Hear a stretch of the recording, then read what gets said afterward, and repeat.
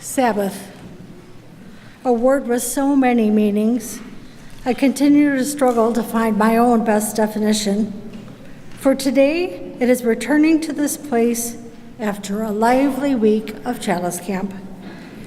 The lessons have been shared, crafts completed, songs sung, both laughter and some tears.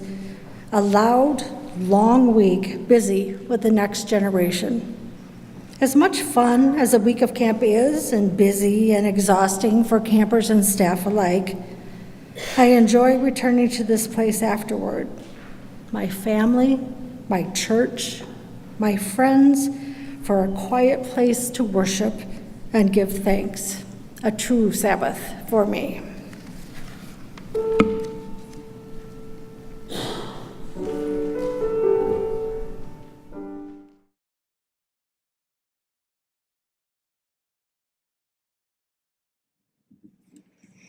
Our readings today are from Lars Clausen, minister and activist for full inclusion of LGBT people in the Lutheran Church, and from poet Walt Whitman, giving two images of travel and roads, one a cautious realization of identities marginalized in our culture, and one a hopeful vision of the soul set free.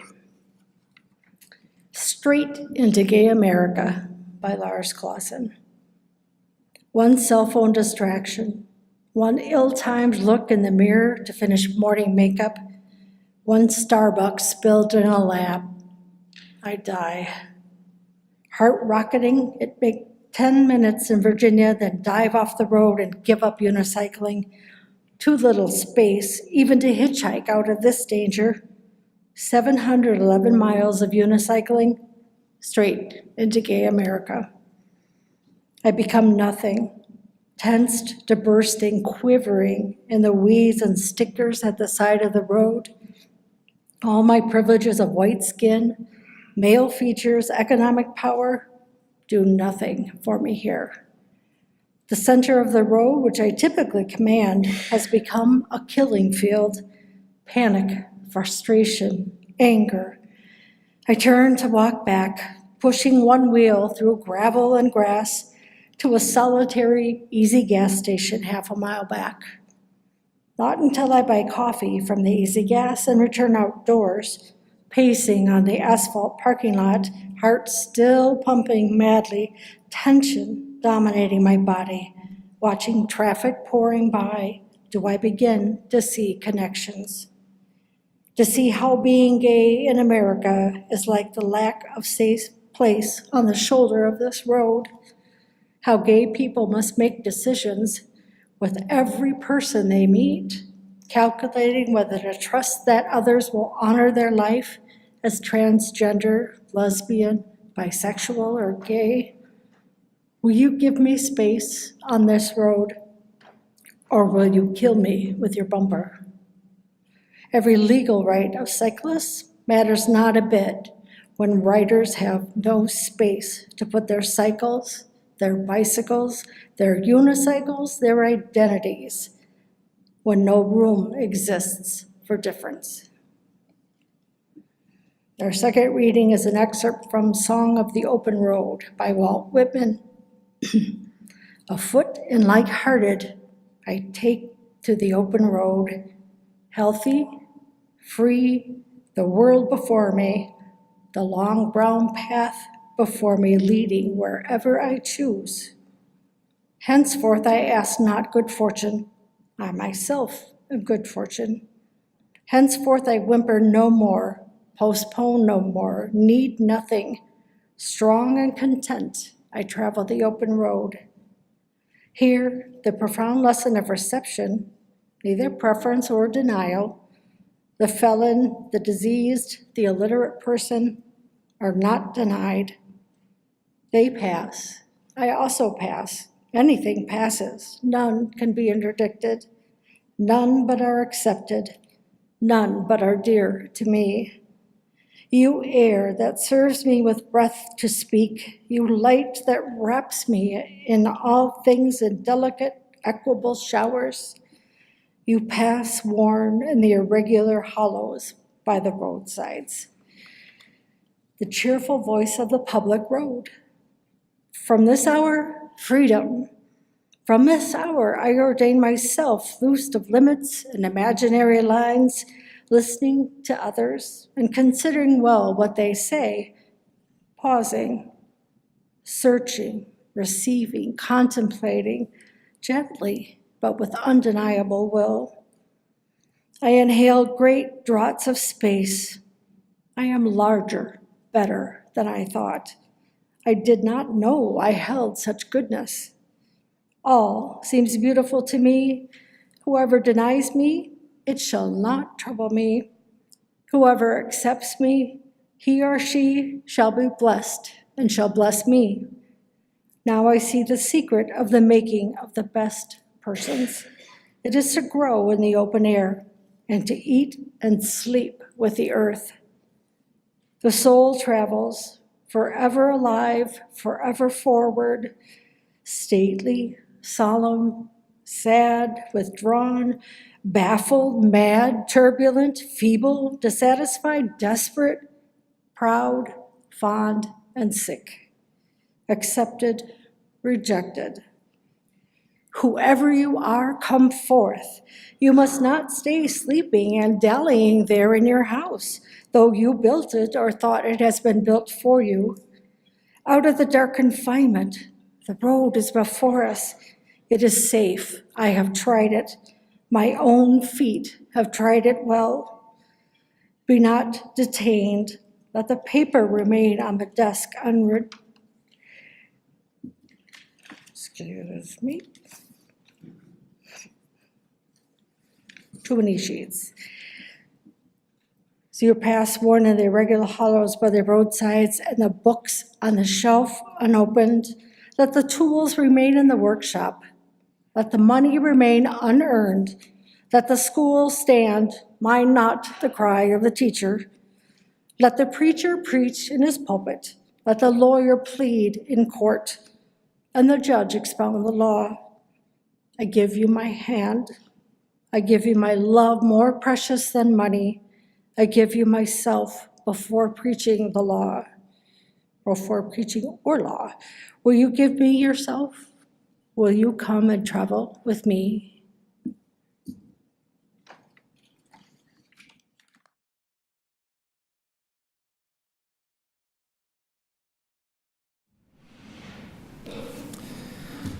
So last week, my family traveled across the big open road of I-90 for some time among the Badlands and the Black Hills of South Dakota. I-90 has some beautifully expansive views. In the words of our 4-year-old, I can almost see forever. It is a land of extremes, it seems, often excessively hot or frigidly cold, bone dry or flooding. When it's windy, it's super windy, especially on I-90. So maybe instead of extreme, which seems a little judgmental of what is really a beautiful sweeping landscape, I can say that the landscape there is secure in its sense of self and place. So we stopped at the Badlands National Park, and among the beauty of it all and the magical feeling of moving through, driving through what used to be this bottom of a giant lake, I was struck by the varying narratives on the walls of the visitor center. On the wall in particular, there was one plaque that had 2 quotes on it. One from a European explorer in 1842, writing, "I had never seen anything which impressed so strongly on my mind a feeling of desolation. The wind was high and bleak and barren. Arid country seemed as if it had been swept by fires, and in every direction the same dull ash-colored hue. We were glad to leave." So clearly a very curious and open-hearted explorer, which so many of the white European explorers were. But what I loved was that it was paired with a response from Archer Fire Lame Deer in 1992 of the Lakota people. So above that explorer's quote was this: "They call the Makosika Badlands, but they should call them Makowashti, good lands. Because we Indians know that the Makosika teems with life. On the grass, tableland, antelope, and mule deer graze, and the air is filled with the cries of hawks and of eagles." So what an outsider is quick to call bad, often a native is able to name it as home, as beautiful, as sacred. One of our favorite stops along I-90 is the rest stop in Chamberlain, South Dakota, on the east hill bank overlooking the Missouri River. Atop the mountain there now is a large statue. It's just a few years old, 50 feet tall, an indigenous woman with arms spread holding a star quilt. It's entitled Dignity of Earth and Sky. Susan Bunger writes about it. She says, as is evident throughout history, humans will ultimately betray. As is such, I have a new role model who is sturdy and solid. She literally owns a spine of steel and reminds me of the injustice in the world, but also of strength, of perseverance, of survival.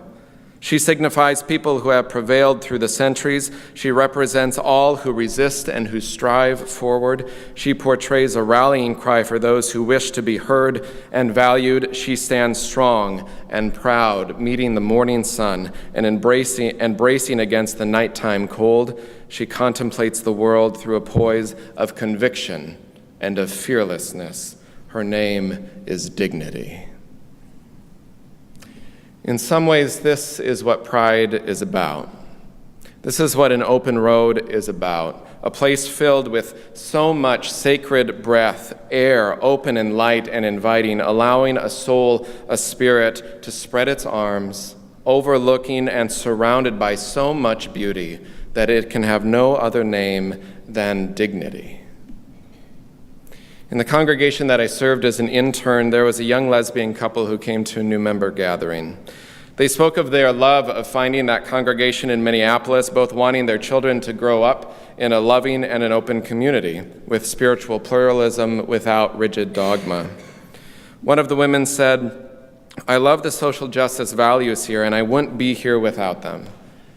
But I have to be honest, out in the world, I have to work all week long defending my sexual orientation. It's what I do as a social activist. It's what I do as a lawyer. And while I appreciate the emphasis on social justice work, and I'm glad many people come here to do that, what I need is for my soul to find a place for respite, for nourishment, to breathe. I work for LGBTQI equality all week long, and it matters to me a great deal, and it matters that this church does that. But I also need a church that doesn't assume being a lesbian is the only part of my identity that needs nourishment. It was an honest and humble and thoughtful reflection, the important reminder in that moment that to be fully human and to be working for a more just and beautiful world is to not neglect the totality of our humanity, that we need nourishment and we need breath and we need sustenance for the heart and the soul. Pride can be a state of the soul or the spirit within, a way of being in the world that is solid in one's identity and freed to be oneself. Buddhist monk Thich Nhat Hanh writes about the contentment and peace that comes with spiritual practice and mindfulness and breath. Pride in its essence and a deeper sense is about a heart that's solid in its identity, finding beauty and joy in one's own life, no matter who you are and regardless of what any other voice may say, being solid enough, safe enough to breathe deep and to breathe free.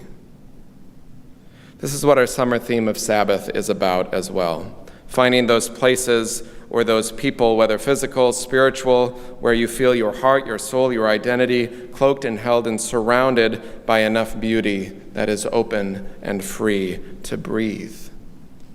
The world can slam one with expectations and obligations, definitions of who you should be, especially for the marginalized, how you should act, whom you should love, where you should live, how you should look, what you should like. In words and images and teachings, we create the very air that we breathe. And if it is filled with cruelty and hatred and rejection and with judgment, the soul gets filled pretty quick with that. And that air can suck the life right out of you. How much work does it take? How much labor and effort does it take to have to create your own filter every single day to breathe in the smog of negative messages? Even if you have the best equipment in the worst air, the best coping, the most solid and strong filters, it can only be sustained for so long without feeling damage. The breath we take in of either rejection and failure or of affirmation and love has an impact on the well-being of our soul. It impacts us deep within. It takes all of us to create the air that we breathe. We breathe it collectively. And now, while a sign or a shirt or a bumper sticker or a parade or a chant is not going to change minds, probably, it sends a message, a strong one, of solidarity and hope, of justice and love, of welcome and hospitality, of safety.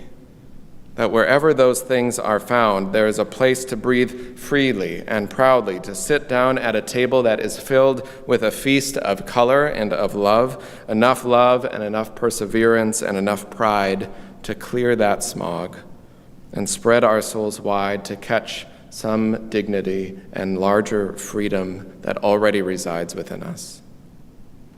Walt Whitman writes, "Strong and content I travel the open road, loosed of any limit or imaginary line. I am larger, I am better than I thought. I did not know I held so much goodness." How have we created such a world where people don't know that? How do we keep creating it, intentionally or unintentionally, where people question how much goodness is within them? The first wedding between two men that I presided for was several years back now, before marriage equality was made real in Minnesota. We had to travel the open road to the land of the free, which was Iowa. It's not every day you get to preside for your wife's ex-boyfriend's gay wedding. Did you follow that? It's my wife's ex-boyfriend's wedding. It was a childhood friend, a very short-time boyfriend with my wife, Jenna, but now part of a larger group of neighborhood families that still get together a few times each year for camping and for reunions. So the air in the room of that wedding that day, like so many similar rooms, was like a confused HVAC system with a clogged clean air intake vent, working hard to make sense of what air you were breathing in that room. Because in that room that day, there were family and friends and loved ones. In that day, there were complete supporters and allies. And in that room, there were uneasy and conflicted family, wrestling between their love for their son or their grandson or their nephew and what they had been taught from their religious traditions. That space was created by the larger culture. It felt a little like the pride of the open road that Walt Whitman describes, and a little bit like being squeezed onto the margin of the road that Lars Clausen described, just outside the mainstream. And so for these two, on one of the happiest days of their life, celebrating and blessing their relationship, it is only because of the larger culture of norms and exclusions that have been built that could possibly put any damper on the joy of that moment. It's hard to imagine how one could not love the love you saw between them on that day. Our country and our religious traditions have been steeped in lies about human sexuality, about gender identity, about biblical passages or theological teachings. People longing for what religion offers at its best, breath, meaning, hope, love, have been bludgeoned with ancient texts or dogmatic teachings met with hatred that has spilled out into a wider culture, poisoning our air and poisoning our religions. The fact of the matter is that the Bible and religion are not at their core anti-gay, which may be a surprise to some and not a surprise to others. Churches have been very anti-gay, and theologians and leaders have been, and doctrine and dogmatics have been. But if one looks at all the passages that have been used as spiritual weapons against lesbian, gay, bisexual, transgender, queer, and questioning folks, and as a caveat, I know our tradition comes out of liberal Christianity, and the Bible is less central for many of our people today than it was a couple centuries ago, and our tradition lifts it up as metaphor and story and wisdom, ancient teaching. But still, it is so pervasively used in the wider culture as a literal text that I still want to get a couple things right here. That those biblical passages have nothing to do with condemning same-sex relationships and everything to do with condemning sexual violence. They have nothing to do with defining marriage as between one man and one woman, and have everything to do with stories and metaphors about the creation of the world and the importance and fear of the need for procreation by cultures under siege. Whether the Bible is an important book to you or not, the use of it for condemning LGBTQ people is not only inhumane, immoral, repugnant, cruel, evil, it is also theologically incorrect, biblically inaccurate, and spiritual malpractice and abuse. So ours is a...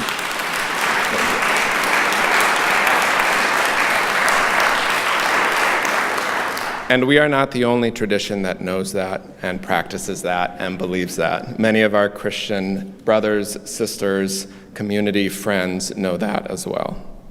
And ours is a tradition that learned from other passages in the Bible about loving your neighbor and welcoming the outcast and the marginalized, and that religion is about justice and equity and inclusion. Ours is a tradition that believes in wide margins and an expansive heart of pushing the boundaries of what is considered normative or mainstream, making room on the edges so that the wide, beautiful diversity of this world has air and space and love. Ours is a tradition that has not always been at our best. We've always wanted to be on the cutting edge of the best change for more inclusion, and we haven't always gotten there really quick, but we always are learning, and we always are growing, and we have been proud in our work to be a more inclusive church for the goal of a more inclusive world. Unitarian Universalism is a tradition of deep beliefs in the power of wisdom to speak from many sources, knowing that we still have a lot to learn, that we don't have it all figured out, and there are stories we have yet to pay attention to, and in the power of love to extend to all people, knowing that we still have much to heal in this world, and that we must create justice and beauty and breath together. We are a tradition with a deep belief that many stories, including your own, are sacred, and that no matter what your story is, you are beloved. So there atop the hill, embracing the sun and the wind and the rain and the snow, cloaked in beauty and welcoming the weary traveler to the banks of the river, stands dignity. To be able to spread your arms out wide and take a breath, to claim your space and your identity with strength and with pride, you must have enough room, enough space, enough air to breathe, and you must have enough companions on the journey to remind you when you forget about how much goodness you have within you, that no matter who you are and who you love and what your family is like, that you are beautiful and you are smart and you are strong and you are beloved. Amen. Our closing hymn is Come and Go With Me to That Land. I invite you to rise in body or spirit as we sing together. I invite you, as you're comfortable, to join a hand next to your shoulder or place your hand on your heart. And breathe deep the breath of life. Whenever you forget how much goodness there is within you, the people holding your hands right now can remind you. The children on the floor this morning and in their classrooms can remind you. The air and the sun and the wind can remind you that your soul is beloved and your goodness is immeasurable. May it be so. Amen.